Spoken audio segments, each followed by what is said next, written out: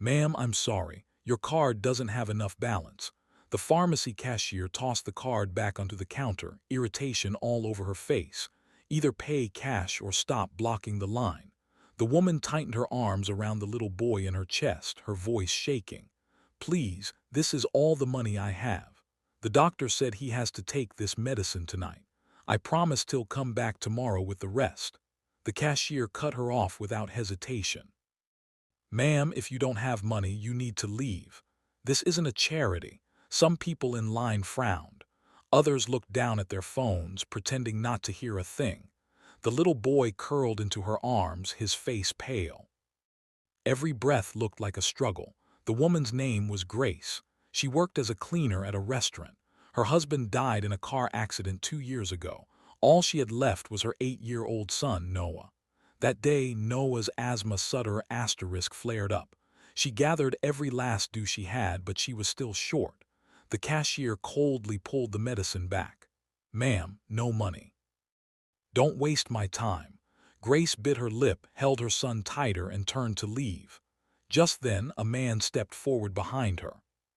His voice was calm but firm. Put those medicines on my bill. The cashier froze. Sir, these aren't cheap. The man placed his card on the counter. That's not your concern, just run it. Grace didn't react at first. No, I can't take your money. I don't even know you. The man looked at her seriously. Right now, all you need to do is save your child. A few minutes later, Noah took his first dose of medicine. His breathing slowly began to steady. Grace clutched the medicine box, tears finally spilling down her face. Thank you, sir. I don't know how I could repay you. The man was silent for a moment, then asked softly, a few years ago, did you volunteer at a church in Brooklyn, serving meals to the homeless on Friday nights? Grace froze. Yes, I did. That was a long time ago. The church was torn down later. How do you know that? The man smiled faintly, his eyes slightly red.